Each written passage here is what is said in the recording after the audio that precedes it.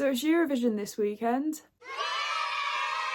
The UK has had quite a difficult past with Eurovision, despite the fact we're in the Big Five, which is a collection of countries: France, Spain, Germany and Italy, and then us. We automatically get put through to the final, despite the fact that we are absolutely shocking. The only way that I can describe the UK's relationship with Eurovision is a bit like, you know, when X Factor used to be on and there'd always be like that one contestant that nobody liked, but somehow they would escape elimination every week on the live shows. They'd make it to the bottom two, but the judges would pick them over the contestant that people actually quite like. What I thought I would do as a little build up to the competition is that I would do a tier ranking of not every single UK entry into Eurovision, because I feel like that would take too long. Some of the most iconic ones, the ones that are the most memorable, the ones that people think of when they think of Eurovision, and plus some absolute shockers that we would much rather push to the side.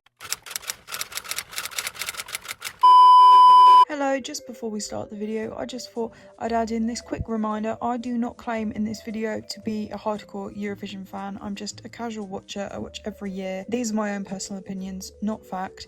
I can only apologise if mine differs to yours. I know I say in these videos that I try not to be biased in anything that I do, and I like to think that, you know, I'm a serious journalist and I can think critically, but at the end of the day, it's Eurovision, and usually the countries vote for their mates and boo their enemies, and it's all a little bit political. Anyway, on with the vid.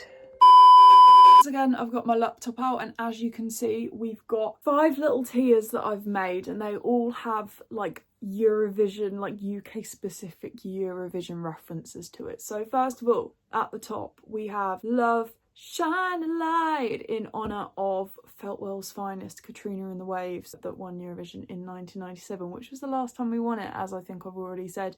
I also mentioned that she's from Feltwell. She's not, she's American, but I've got family that live out that way, so I just find it quite cool that she's from the same area that like my mum grew up in. In the second place we have Raise a Glass for Terry. This is to do with the late great Terry Wogan, who did commentary for Eurovision for years until stepping down, and now we have Graham Norton. And then in number 3 we have Make Your Mind Up, Kez, because these are the ones that I don't know how I feel about them. It's like saying that they're shit, they're also not that shit, or the artist that has done it is quite iconic but the song isn't. Nul Pois, which is French, it's kind of just, it's just something that is associated with the UK and Eurovision, isn't it? How many years now have we got Nul Pois? The last one, I Want to Jump Off a Cliff. I will get into that. But yeah, that's basically the I hate this. Right, I am going to kick off with, this was the first ever Eurovision entry back in 1957. So we weren't actually part of the first one. The first one was in 1956. I think this came like 6th place. I feel bad if I put it in Nul Pois because I don't particularly like it.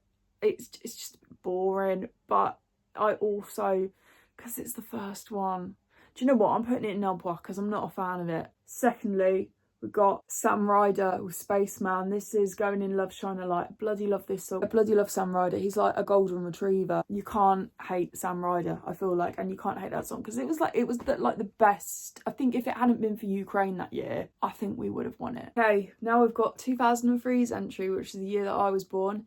And obviously, the year that I was born, we were going to have one of the worst performances there's ever been in UK entry to Eurovision history. Gemini with Cry Baby. Now, I'm pretty sure that if the performance hadn't been shit, this would actually be quite a good song. Not in like a, oh my god, this is one of the greatest songs that has ever been written good song. I mean, like Steps, School Disco, they were like H and Claire from Steps, but like the Poundland version. So I'm gonna go for Nul Pois with that, which is what that actually scored. Yeah, it's shocking. If you've ever seen the performance of Cry Baby by Gemini at Eurovision 2003, yeah, it's quite something. Love's not enough. I need your trust. Oh, this is a bit of a sticky one, this next one. This is Long Live Love by Olivia Newton-John. Now, Olivia Newton-John, absolute icon, absolute queen. Love her in Greece. Produced some absolute bangers in the past. But this was a low point for her. I mean, she was up against ABBA, but the song isn't great. but I also don't want to say it's shit. So I'm going to stick it in Make Your Mind Up, Kez, because I feel like I can't do Olivia Newton-John like that. Scooch. I've already made a Steps reference here, but these guys are literally the Poundland, or like, okay, a B&M version of Steps. This is like, I'm going to put this in Razor Glass for Terry because I don't love this. It is classic Eurovision and it's what Eurovision should be. Really, really camp, really, really cheesy, packed full of innuendos. Burn me on the red cord and blow into the mouthpiece. Katrina, I am going to stick you in Razor Glass for Terry, not the Love Shine a Light, because I don't absolutely adore you. First of all, you sort of spent a lot of time in Norfolk growing up. Second of all, you won Eurovision for us. Yeah, I'm sticking Katrina in Razor Glass for Terry. Love Game by Belle and the Devotions from 1984. You'd think that the 80s would be absolutely banging for Eurovision entries. They're like a rip-off of Bananarama if Bananarama entered a Madonna impersonator contest and failed miserably. And I'm going to stick them in Null Pois. Beg, Steal or Borrow by the New Seekers. That's going into Razor Glass for Terry because it's quite cute. They're like a British version of the Mamas and the Papas. If you look at them, they look like a group of little hippies. And I think it's quite cutesy, so I'm going for Razor Glass for Terry. Oh Christ. Right, so this category was made specifically for this man here. I say this, it's not, because there's a couple of songs in here that I'm pretty sure I'm going to stick in this. Yeah, Congratulations by Cliff Richard, 1968. That's going straight into I Want to Jump Off a Cliff. If anybody is familiar with the blog, you will know that I have an inexplicable hatred / fear of Cliff Richard. Ever since I was a child and the music video for Mistletoe on Wine came on the telly, I've always felt very uneasy about this man, and I can't really explain why. Okay, next we've got 1971, Clodagh Rogers, Jack in the Box. This was like the most controversial booking, but you know what I mean, most controversial entry for Eurovision for the UK, because Clodagh Rogers is from Northern Ireland, and because she was representing the UK, she was essentially like targeted by the IRA, especially because it was 1971 and obviously the Troubles were a thing back then. Anyway, aside from that, I'm sticking this in Make Your Mind Up because I don't really know how I feel about this song. Do I pay much thought to it? Doesn't Neil Part? It's not awful. She is pretty cool. If you see what she's wearing, she's like wearing like a pink jumpsuit. Hey, Electro Velvet, Still in Love with You. I remember when this was announced as the Eurovision song. This was 10 years ago this year. It was around the time that, I don't know what it was, but like the early to mid 2010s, people were really obsessed with like this like 1920s sort of vibe. Like, I don't know if anyone remembers like the greetings cards with like the flapper girls on them, The Great Gatsby, and then there was that silent film called The Artist that came out. It's very of its time. It did come, I think, like 23rd or something. It is quite camp though, so I think I'm going to put it in Make Your Mind Up. 2010, this is Josh Dubovy, That Sounds Good to Me. Now, do I know who Josh Dubovy is? No, I do not. I'm pretty sure the reason why his career flopped is because of this singular Eurovision performance. This was, I think it was written by Pete Waterman, so it's very Stock Aitken and Waterman. I think if it had been in the competition, I think like 22 years earlier, it probably would have done really well, and it probably would have been #1, and it probably would have been sung by Jason Donovan. The performance of it is absolutely awful. It's like hearing a load of cats being strangled. That sounds good to me. He sounds like a pub singer. There's these high-pitched like female backing singers. It's really, really bad. I'm going to stick it in Null Pois. Or do I put it in I Want to Jump Off a Cliff? Because I'm pretty sure if this had come out in 1988, it probably would have been on my 80s playlist. Null Pois. Null Pois. This I am sticking in I Want to Jump Off a Cliff. Brotherhood of Man. Save All Your Kisses For Me. I understand that they won Eurovision, but I can't stand it. It's sickly sweet. It's syrupy. They're like a shit version of ABBA.